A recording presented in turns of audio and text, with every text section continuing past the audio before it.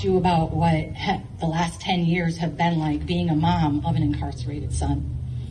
He was 16, and as you heard Eli Savitt talk about being the prosecutor, they have a responsibility.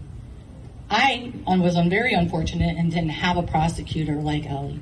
If I had had a prosecutor like Ellie, my situation would be completely different. But I had a prosecutor who met with us, who sat across from me and said, I know your 16-year-old son wasn't part of the plan, didn't have any malice in his heart. There was no intent even in that plan to harm anybody. But unfortunately, during the altercation, a young man lost his life.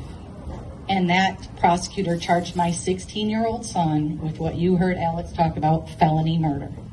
Which means during the act of a felony, if somebody dies, it doesn't matter how they die or your part in it, it's automatically elevated to first degree, premeditated, and in Michigan, automatic life sentence. So we still sentence our juveniles. We have the opportunity to sentence them to a life sentence. So the second look in the juvenile life without parole bills are asking to change that. For someone to have the opportunity after they've done a decade of time to go back to their sentencing judge. Now that's the other part that I didn't know as a 40-something mom, that you listen to the news and you think that our justice system is working, right? That we're rehabilitating and we're doing all of that. No, there's none of that going on, very minimal. And so when I learned about what felony murder was, I've had people from the very beginning say, well, how can you be so strong? How can you be? And I look at it like this. Yes, my son made a bad choice that day. He made a choice to go and be part of a drug deal that went bad. But he was threatened with a life sentence, and 2 weeks before trial, took a 32.5-year plea deal. How do you tell your son to take that?